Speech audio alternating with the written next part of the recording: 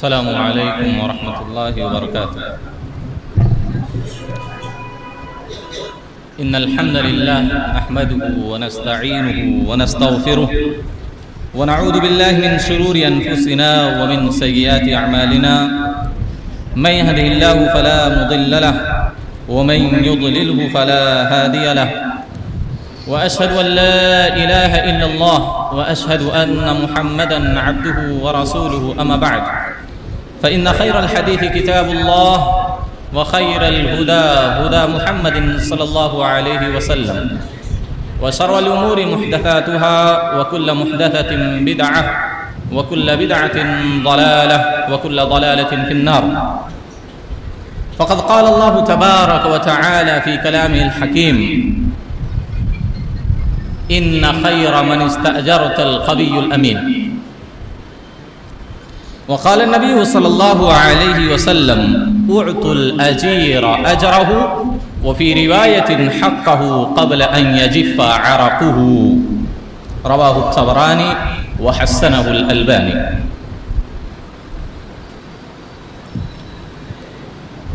قابل قدر اساتذہ کرام اور علماء جامعہ،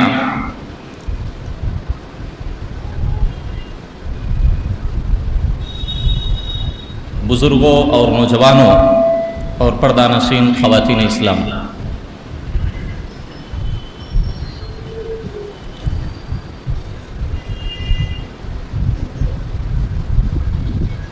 اسلام واحد ایسا مذہب ہے جو ہم انسانوں کی اور خصوصاً ہم مسلمانوں کی اور مومنوں کی ہر شعبے میں، ہر فیلڈ میں ہماری رہنمائی اور رہبری کرتا ہے۔ دین و دنیا کا کوئی بھی ایسا شعبہ نہیں، کوئی بھی ایسی فیلڈ نہیں جس میں اسلام کے ارشادات، فرمودات اور رہنمائیاں ہمیں حاصل نہ ہو۔ دنیا کا کوئی بھی شعبہ ہو، کوئی بھی حصہ ہو، اسی میں سے ایک شعبہ یا ایک فیلڈ یا ہماری دنیاوی زندگی کا ایک حصہ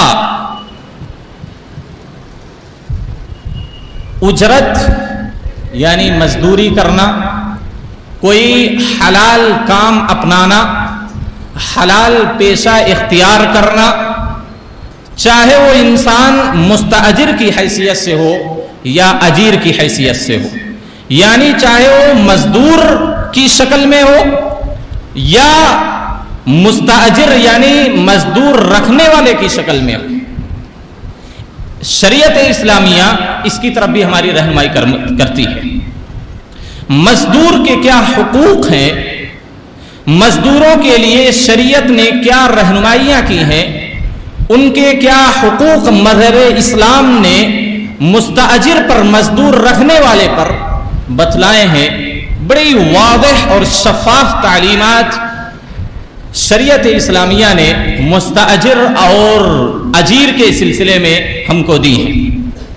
حاضرین گرامی، یہ جو انسانیت ابھی تک زندہ ہے اور باقی ہے، وہ اس بنیاد پر کہ ایک انسان دوسرے انسان سے مربوط ہے، ایک انسان کی حاجت دوسرے انسان سے پڑتی ہے۔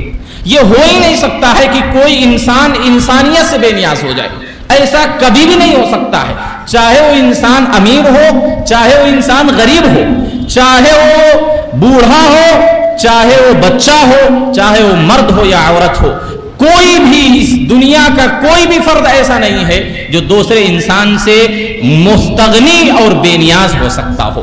ہر انسان کو ایک دوسرے انسان کی ضرورت پڑتی ہے۔ ایک جو مالدار آدمی ہے اس کو غربا کی ضرورت پڑتی ہے، مزدوروں کی ضرورت پڑتی ہے جو ان کا کام بحسن خوبی ان کو انجام دے سکیں۔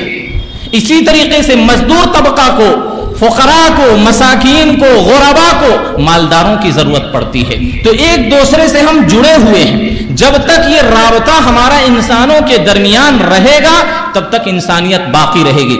یہ رابطہ اگر ہم انسانوں کے درمیان سے ختم ہو گیا انسانیت ختم ہو جائے گی. ظاہر سی بات ہے, آپ دیکھیں اگر سارے انسان مالدار ہو جائیں آپ کا کام کون کرے گا؟ چند روپیوں کے بدلے میں آپ کے گھر میں مزدوری کون کرے گا؟ آپ کا برتن کون دھلے گا؟ آپ کا کپڑا کون دھلے گا؟ آپ کے گھر کی صفائی کون کرے گا؟ آپ کے کھیتوں میں آ کر مزدوری کون کرے گا؟ سب برابر کے مالدار ہو جائیں اگر کون کرے گا بتائیے؟ دنیا ختم ہو جاتی ہے, ختم دنیا وہیں پر. اسی طریقے سے سب فقیر ہو جائیں, مزدور کو دینے کے لیے کسی کے پاس کوئی اجرت نہ ہو, کوئی رقم نہ ہو, کوئی شے نہ ہو, تو بتلائیے کیسے دنیا چلے گی؟ کوئی کسی کا کام نہیں کرے گا. ظاہر سی بات ہے کسی چیز کے عوض میں, کسی چیز کے بدل میں کوئی کسی کے یہاں کام کرتا ہے, کوئی پیشہ اختیار کرتا ہے, کسی کے ماتحت رہ کر کوئی کام کرتا ہے. تو ہم نے کہا کہ انسانوں کا باہم جو ربط ہے یہ انسانیت کی بقا کے لیے بہت ضروری ہے اور یہ بنیاد اور اصل ہے. جب تک یہ رابطہ انسانوں کے درمیان باقی رہے گا ہم نے کہا دنیا اور انسانیت باقی رہے گی, اور جب یہ رابطہ ہم انسانوں کے درمیان سے ختم ہو جائے گا تو دنیا اور انسانیت سب ختم ہو جائے گی. میں آپ کے سامنے ایک بڑے حساس اور بڑے منفرد عنوان پر چند منٹ صرف لبکشائی کرنا چاہوں گا. جب تک کہ شیخ کی آمد نہیں ہوتی تب تک انشاءاللہ مختصر انداز میں چند کلمات آپ کے سامنے رکھنے کی کوشش کرتا ہوں. دیکھیے, شریعت نے جگہ جگہ پر کسب حلال کی ترغیب دی ہے. حلال پیشہ اختیار کرو. اسی وجہ سے کوئی بھی حلال پیشہ ہو وہ چھوٹا نہیں ہوتا. کوئی بھی دھندا ہو, کوئی بھی مزدوری ہو, کوئی بھی اجرت ہو, کوئی بھی کام ہو, کوئی بھی حرفہ اور پیشہ ہو, اگر وہ حلال ہے, جائز ہے, تو اس کو حقیر نہیں سمجھنا چاہیے. اس کو کم تر مت سمجھیں کہ معاشرے میں اس کو لوگ برا بولیں گے, معاشرے میں اس کو لوگ اچھی نگاہ سے نہیں دیکھیں گے, اس کام کو کرنے والے کو یا ایسے مزدوروں کو عزت کی نگاہ سے نہیں دیکھا جاتا. یہ لوگوں کا نظریہ غلط ہے, اسلام کے مخالف نظریہ ہے. اگر کوئی بھی حرفہ, پیشہ, مزدوری, کام حلال ہے, جائز ہے, مباح ہے تو وہ چھوٹا نہیں ہے. کوئی بھی دھندا چھوٹا اور بیکار نہیں ہوتا ہے. اسی بنیاد پر آپ دیکھیں جگہ جگہ پر قرآن کسب حلال کی, حلال مزدوری کی, حلال کام کی, مباح پیشہ اختیار کرنے کی ترغیب دیتا ہے. خود اللہ رب العالمین کہتا ہے یا ایھا الذین آمنوا اذا نودی للصلاۃ من یوم الجمعہ فاسعوا الی ذکر اللہ وذروا البیع. اللہ رب العالمین کیا کہتا ہے کہ اے مومنوں, جب جمعہ کی نماز کے لیے آپ کو ندا لگائی جائے, آپ کو بلایا جائے تو آپ جمعہ کے لیے دوڑ پڑو, مسجد میں دوڑتے ہوئے چلے جاؤ, یعنی جلد بازی کرو, جمعہ کی اذان سے پہلے مسجد میں پہنچنے کی کوشش کرو. یہ طریقہ نہیں کہ خطبہ ہوتا رہے, 5-10 منٹ خطبے کے اختتام میں باقی رہے تو مسجدیں تب جا کر ہماری بھرتی ہیں. کتنا سنگین جرم ہے, آپ کو شاید اس بات کا علم نہیں. جمعہ میں تاخیر سے آنا یہ کبیرہ گناہ ہے, یہ جان لیجیے. جمعہ میں امام کے منبر پر بیٹھ جانے کے بعد مسجد میں حاضری دینا یہ سنگین جرم ہے. یہ اللہ اس کے رسول کے حکموں کی نافرمانی ہے, اللہ اس کے رسول کے حکم کی مخالفت کرنا ہے. اللہ نے کیا کہا؟ جلد بازی کرو, بیع و شراء تجارت چھوڑو, اللہ کے گھر میں حاضری دو. سب سے پہلے اللہ کے رسول صلی اللہ علیہ وسلم کی ایک حدیث ہے, آپ فرماتے ہیں کہ جو لوگ جمعہ سے مسلسل پیچھے رہتے ہیں, آپ صلی اللہ علیہ وسلم نے کہا ادنو واحضروا الجمعۃ وادنو من الامام, اے لوگوں جمعہ کے دن جلدی مسجد میں حاضر ہو جایا کرو اور امام کے قریب بیٹھنے کی کوشش کرو. کیوں؟ کیونکہ آپ صلی اللہ علیہ وسلم نے کہا کہ جو انسان جمعہ میں پیچھے رہتا ہے تو اگرچہ وہ انسان جنتی ہے لیکن پھر بھی اللہ اس کو جنت میں تاخیر سے داخل کرے گا. ایک انسان جنتی ہے, جنت میں اس کا داخلہ یقینی ہے, لیکن جمعہ میں پیچھے آنے کی وجہ سے اللہ اس کو جنت میں پہلے اول محلہ میں داخل نہیں کرے گا. آپ اس سے اندازہ لگائیں سنگین جرم ہے. تو میں یہ کہہ رہا تھا اللہ نے کہا کہ وابتغوا من فضل اللہ، جمعہ کی نماز ختم ہو جائے، عبادت سے ہم فارغ ہو جائیں، اللہ کا فضل تلاش کرو، روزی تلاش کرو، روزی روٹی کے لیے دنیا میں پھیل جاؤ۔ تو اللہ رب العالمین نے جگہ جگہ پر کیا ہے اس بات کی ترغیب دی ہے۔ خود نبی صلی اللہ علیہ وسلم نے کہا کہ انسان کا سب سے بہترین کھانا یا انسان کا سب سے بہترین جو کھانا ہے وہ اپنے ہاتھ کی کمائی ہے۔ انسان جو اپنے ہاتھ سے کماتا ہے، محنت کر کے، مزدوری کر کے، حلال پیشہ اختیار کر کے جو پیسہ کماتا ہے، اللہ کے رسول صلی اللہ علیہ وسلم نے کہا وہ سب سے بہترین روزی اس کی ہے۔ خود نبی داؤد علیہ السلام کتنے بڑے بادشاہ ہیں، خلیفہ ہیں، دولت کی ریل ٹیل ہے آپ کے پاس، لیکن پھر بھی آپ اپنے ہاتھ کی کمائی کھاتے تھے، اپنے ہاتھ سے مزدوری کر کے آپ صلی اللہ علیہ وسلم کھاتے تھے۔ نبیوں کا یہی طریقہ ہے۔ آپ صلی اللہ علیہ وسلم نے کہا کہ جتنے بھی نبی آئے ہیں سب نے مزدوری کی، سب نے بکریاں چرائی ہیں، اور میں بھی اہل مکہ کی بکریوں کو چند پیسوں کے عوض میں، چند قرارید کے عوض میں بکریوں کو چراتا تھا۔ یہ نبی صلی اللہ علیہ وسلم بھی کرتے تھے۔ آپ نبی جب نہیں بنائے گئے تھے، آپ صلی اللہ علیہ وسلم کیا کرتے؟ کہتے ہیں کہ چند قرارید کے عوض میں مزدوری کرتا تھا، بکریوں کو چراتا تھا اہل مکہ کی۔ تو آج کوئی اگر بکری چرائے تو اس کو کیا حقیر سمجھیں گے، لوگ معمولی سمجھیں گے، حقارت کی نگاہ سے دیکھیں گے، کمتر سمجھیں گے۔ یہ انبیاء کا کام ہے۔ تو ہم نے کہا کہ کوئی بھی عمل چھوٹا نہیں تھا۔ حضرت علی رضی اللہ تعالی عنہ، ذرا سوچئے، خلیفہ راشد ہیں، چوتھے خلیفہ ہیں، امیر المؤمنین ہیں، لیکن چند کھجوروں کے عوض میں آپ لوگوں کو کیا ہے کنویں سے ایک ڈول پانی نکال کر دیا کرتے تھے۔ کتنی محنت کا کام کرتے تھے۔ تو بے شمار اس طرح کے انبیاء، صلحاء، ائمہ، محدثین کی زندگی کے حالات آپ پڑھیں گے تو وہ مزدوری کیا کرتے تھے، وہ کام کیا کرتے تھے، اپنے ہاتھ کی کمائی کھاتے تھے، حرام کی نہیں۔ تو میں نے کہا کہ محنت کر کے کھانا، مزدوری کر کے کھانا، حلال اور مباح پیشہ اختیار کرنا یہ کوئی معیوب چیز نہیں ہے، بلکہ شریعت میں اس کی بڑی فضیلت آئی ہوئی ہے۔ اللہ کے رسول صلی اللہ علیہ وسلم نے کہا جو انسان اپنی زندگی گزارنے کے لیے حلال کام کرتا ہے، حلال روزی کے لیے نکلتا ہے، فہو فی سبیل اللہ، وہ اللہ کے راستے میں گویا کہ جو اپنے بچوں کا پیٹ بھرنے کے لیے حلال پیشہ اختیار کرتا ہے، روزی کماتا ہے، پیسے کماتا ہے، وہ فی سبیل اللہ میں ہے۔ تو حلال روزی اختیار کرنا، حلال پیشہ اختیار کرنا یہ کوئی معیوب نہیں، لیکن مسئلہ دراصل یہ ہے جس کی طرف میں توجہ آپ کی مبذول کرانا چاہتا ہوں، وہ یہ ہے کہ مزدور پیشے سے ہم متصل بہت سارے لوگ ہیں، کثرت ہے، ظاہر سی بات ہے ہم میں سے ہر انسان کچھ نہ کچھ کر رہا ہے، وہ اجرت ہے، وہ ہمارا پیشہ ہے، وہ ہمارا کام ہے، لیکن مزدوروں کی اجرت، عاملوں کا حق جو مستاجر لوگ کھا جاتے ہیں، یا مزدوروں کی، عاملوں کی اجرت جو لوگ وقت پر نہیں دیتے ہیں، ایسے لوگوں کے لیے شریعت میں بڑی سنگین وعیدیں بیان کی گئی ہیں۔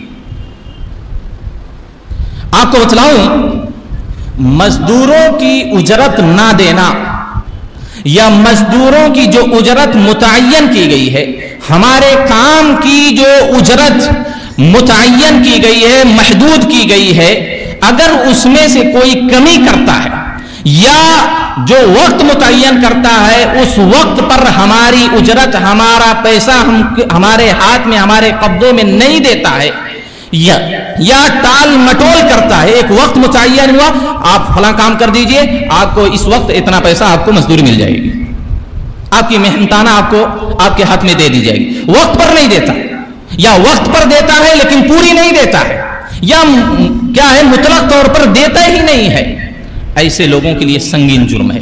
پہلی بات تو، سب سے پہلی بات یہ سمجھ لیجئے کہ یہ کبیرہ گناہوں میں سے ایک گناہ ہے، کبیرہ گناہ جو بغیر توبہ کے معاف نہیں ہوتے۔ ابن حجر الہیثمی بیان کرتے ہیں الکبیرہ الثامنۃ والعشرون بعد المئتین، 228واں کبیرہ گناہ کیا ہے؟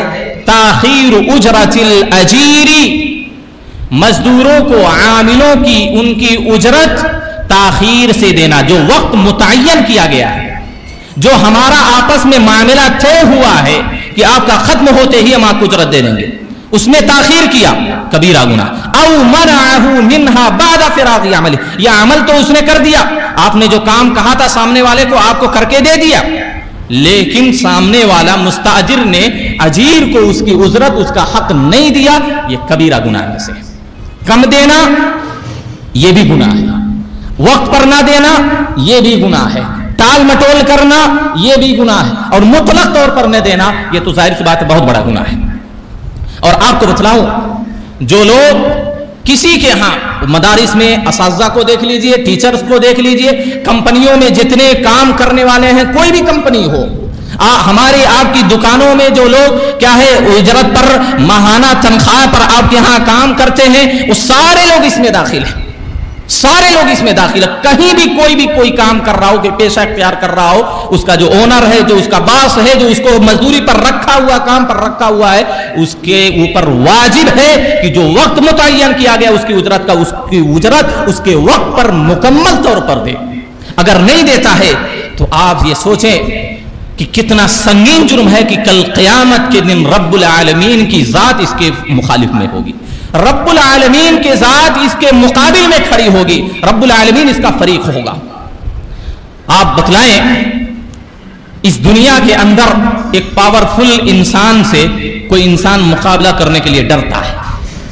ایک عام آدمی کا اگر پنگا اور مقابلہ کسی ایم ایل اے سے ہو جائے، کسی ایم پی سے ہو جائے، کسی کمشنر سے ہو جائے، کسی پولیس آفیسر سے ہو جائے، تو اپنا حق بھی مانگنا چھوڑ دیتا ہے، اتنا ڈرتا ہے۔ لیکن جب ہمارے مقابل میں اللہ کی ذات کھڑی ہو جائے، وہ بھی قیامت کے دن، اللہ کی ذات ہمارے مخالف میں ہو، اللہ ہمارا فریق ہو، اللہ ہمارے مد مقابل میں ہو، تو ذرا بتلائیے اللہ کو کون ہرا سکتا ہے؟ اللہ کو کون مغلوب کر سکتا ہے؟ اللہ سے کون جیت سکتا ہے؟ بتلائیے ذرا۔ اللہ رب العالمین ایسے لوگوں کے مد مقابل میں کھڑا ہوگا۔ رب العالمین فرماتا ہے، حدیث قدسی ہے، ابو ہریرہ راوی حدیث فرماتے ہیں، اللہ کے رسول صلی اللہ علیہ وسلم نے فرمایا، ثلاثۃ انا خصمہم یوم القیامہ، تین قسم کے بدنصیب ایسے لوگ ہوں گے جن کے مقابل میں کل قیامت کے دن کھڑا ہوں گا، جن کا فریق میں ہوں گا۔ یہ بات آپ سب کو معلوم ہونی چاہیے کہ اللہ رب العالمین ہر ظالم سے ظلم کا بدلہ لے گا کل قیامت کے دن، چاہے وہ انسان ہو چاہے وہ جانور ہو۔ کل قیامت کے دن جانور نے اگر کسی جانور پر ظلم کیا ہوگا تو اللہ اس کو اس کا بدلہ دلائے گا، چاہے جائے کہ وہ انسانوں کی ذات ہو، تو ان ہر ظالم کا بدلہ رب العالمین کل قیامت کے دن لے گا۔ لیکن چند ایسے لوگ ہیں جن کا خصوصی ذکر اللہ رب العالمین نے کیا ہے کہ کل میں ان کے مقابل میں کھڑا ہوں گا، ان کا سامنا مجھ سے ہوگا اور میں ان کے مقابل میں ہوں گا۔ یہ سنگین جرم ہے، خطرناک جرم ہے، ہلاک کر دینے والا گناہ ہے، کبیرہ گناہوں میں سے گناہ ہے۔ کہا کہ تین قسم کے لوگ ایسے ہیں جن کے مقابل میں کل قیامت کے دن میں کھڑا ہوں گا۔ وَمَنْ خَصَمْتُهُ خَصَمْتُهُ، اور میں اگر کسی کے مقابل میں کھڑا ہو جاؤں تو میں جیتوں گا، میں ہی غالب رہوں گا۔ رب العالمین کہتا ہے صحیح بخاری کی روایت سے، کیا ہے وہ تین لوگ؟ رَجُلٌ أَعْتَى بِي ثُمَّ غَدَرَ، ایک وہ آدمی جو میرے نام پر عہد و پیمان کرتا ہے، میری قسمیں کھا کر کوئی وعدہ کرتا ہے، میرا نام لے کر کسی کو کوئی وعدہ کرتا ہے، عہد و پیمان لیتا ہے میرا نام لے کر، میری قسمیں کھا کر، میرے نام کو پکار کر کے، لیکن بعد میں کہ اپنے عہد و پیمان کو توڑ دیتا ہے، اپنے وعدے کی خلاف ورزی کرتا ہے، وفا کا یقین دلا کر بے وفائی کر جاتا ہے، ایسا انسان اللہ رب العالمین کے مقابل میں کل قیامت کے دن کھڑا ہوگا، رب العالمین کا اس انسان سے مقابلہ ہوگا۔ اور آگے کہا وَرَجُلٌ بَاعَ حُرًّا فَأَكَلَ ثَمَنَهُ، ایک وہ آدمی جو کسی آزاد انسان کو بیچ دے اور اس کی قیمت کھا جائے۔ اس پر میں گفتگو نہیں کروں گا۔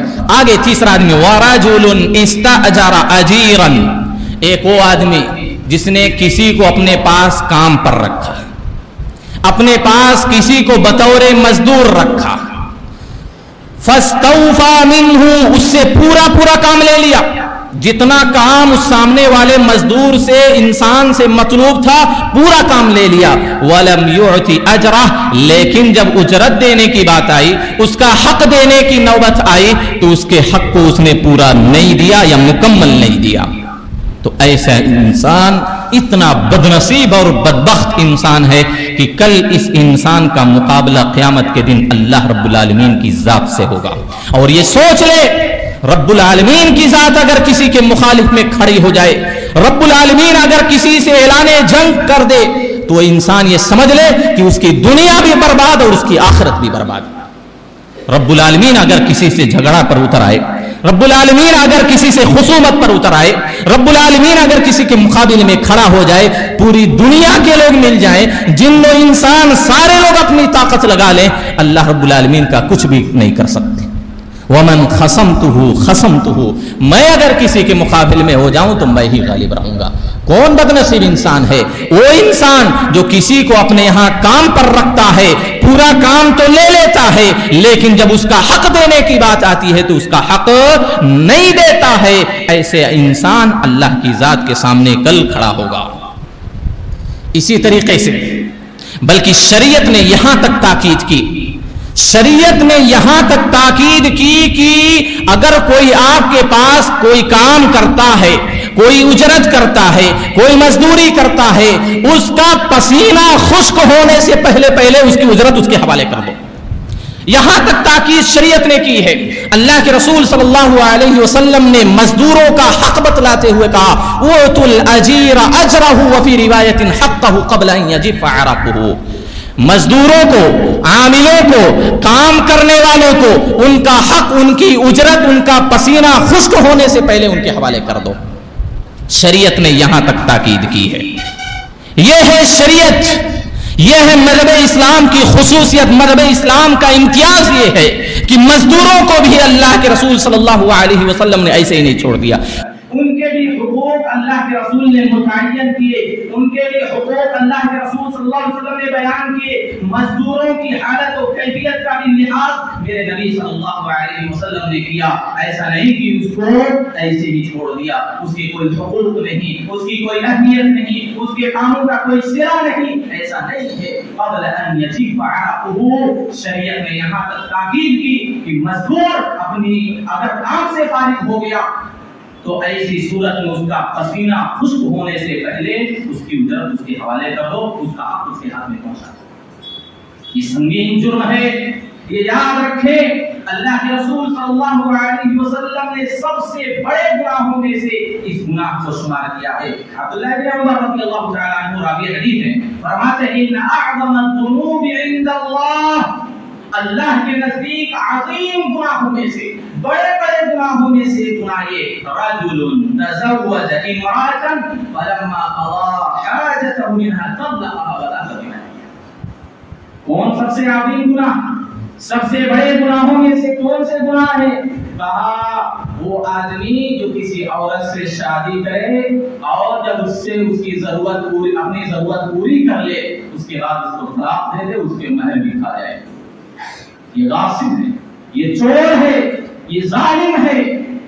جیسا کہ دوسری حدیث کے اندر بتایا گیا کہ جو انسان کسی عورت سے شادی کر کے اس کو طلاق دے دیتا، اس کی مہر بھی کھا جاتا ہے، یہ لقی اللہ وهو الظالم، اللہ سے ملاقات اس حال میں ہوگی کہ وہ ظالموں کے اس کا شمار ہوگا.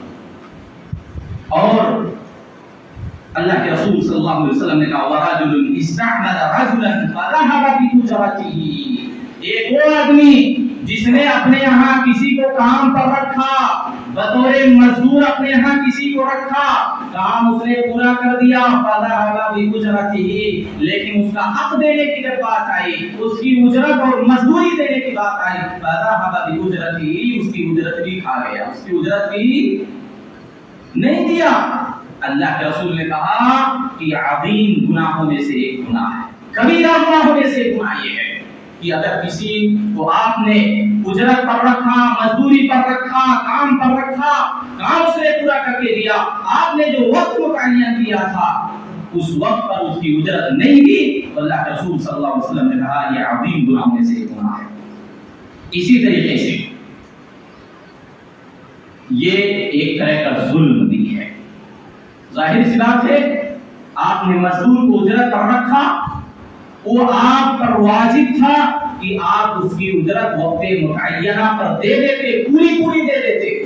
اگر آپ اس میں سے کمی کر رہے ہیں یا پورا نہیں دے رہے ہیں یا ٹال مٹول کر رہے ہیں، آپ کے پاس ہے استطاعت اس کی اجرت دینے کی، وقت پر نہیں دے رہے ہیں، تو اللہ کے رسول صلی اللہ علیہ وسلم نے کہا مثل الغنی ظلم، ایک مالدار کا اس کے پاس پیسہ ہے مزدور کو اجرت دینے کا، لیکن پھر بھی وہ ٹال مٹول کر رہا ہے.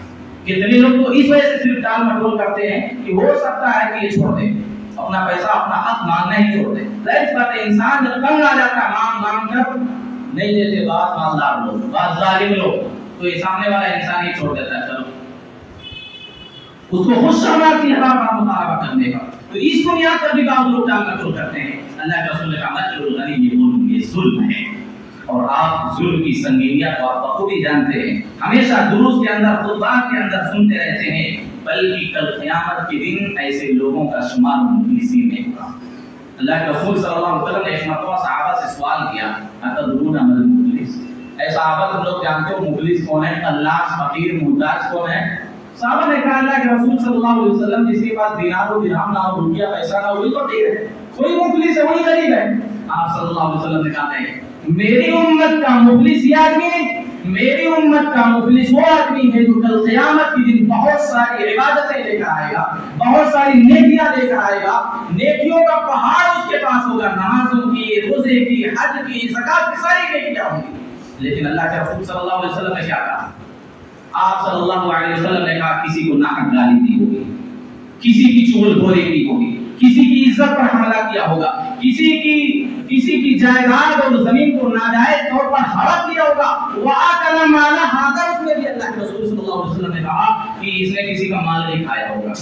ظاہر بات ہے جو مزدور کی اجرت تھی وہ اس کا حق تھا، آپ نے نہیں دیا یا پورا نہیں دیا تو گویا کہ آپ اس کا حق کھا رہے ہیں. کل قیامت کے دن ایسے لوگ جب اللہ رب العالمین کی بارگاہ میں کھڑے ہوں گے اور جو مزدور اپنا حق مانگنے کے لیے اس وقت آئے گا، اللہ رب العالمین کہے گا کہ ذرا دیکھو اس کے پاس نیکیاں اگر بچی ہیں تو اس مزدور کو نیکیاں دے دی جائیں، اگر اس کے پاس نیکیاں ختم ہو گئی ہوں گی تو اس مزدور کے جو گناہ ہوں گے تو گناہ اس مستاجر کے کندھوں پر لاد دیے جائیں گے، اور اللہ کے رسول صلی اللہ علیہ وسلم نے کہا تم خود کا بنات کی جہنم میں مسجد کر دیا جائے گا. الغرض تنبیہ ہمارے پاس آ چکی ہے، عنوان تو ابھی کافی باقی تھا. ایک حدیث بیان کر کے اپنی بات کو ختم کرتا ہوں. اللہ کے رسول صلی اللہ علیہ وسلم کی صحیح حدیث ہے جو ظلمن کسی کا مال کھا لیتے ہیں، کسی کا حق غصب کر لیتے ہیں. ظاہر بات ہے مزدوری مزدوروں کا حق ہے، اگر کوئی وقت پر نہیں دیتا یا پورا نہیں دیتا یا ٹال مٹول کرتا ہے، وقت متعینہ پر پوری اجرت اس کے حوالے نہیں کرتا ہے تو گویا کہ اس کا حق وہ غصب کر رہا ہے. اللہ کے رسول صلی اللہ علیہ وسلم نے فرمایا، عبداللہ بن مسعود رضی اللہ عنہ نے صحیح حدیث ہماری قطع حاجت مسلم، اگر کسی انسان نے کسی انسان کا مال ناجائز طور پر کھا لیا، اللہ کے رسول صلی اللہ علیہ وسلم نے کہا من اقتطع مال امرئ مسلم بغیر حق، ناحق طور پر، ناجائز طور پر، غاصبانہ طور پر اگر کسی نے کسی مسلمان کا حق ہڑپ لیا، کھا لیا اس کی مزدور کی اجرت کو، آپ نے کہا لقی اللہ وهو علیہ غضبان، کل قیامت کے دن رب العالمین سے اس کی ملاقات ہوگی، اللہ اس پر غضبناک ہوگا، اللہ اس پر غصہ ہوگا. لہذا کہنے کا صرف مطلب یہ ہے کہ مزدوروں کی اجرت وقت پر نہ دینا، ٹال مٹول کرنا یا پوری نہ دینا یہ سنگین جرم ہے. کل قیامت کے دن رب العالمین کی ذات ایسے لوگوں کے مقابل میں کھڑی ہوگی. کل قیامت کے دن رب العالمین کی ذات ان کا فریق بنے گی. لہذا ہمیں چاہیے اگر ہمارے پاس کوئی کام کرتا ہے، کوئی مزدوری کرتا ہے، کوئی بھی پیشہ ہمارے پاس رہ کر کوئی انسان انجام دیتا ہے تو وقت آنے پر اس کی مزدوری، اس کا حق اس کے حوالے کر دیں. اللہ رب العالمین سے دعا ہے کہ اللہ رب العالمین ہم تمام لوگوں کو کہی گئی باتوں پر عمل کرنے کی توفیق دے. آمین. وآخر دعوانا الحمد للہ رب العالمین. والسلام علیکم ورحمۃ اللہ وبرکاتہ.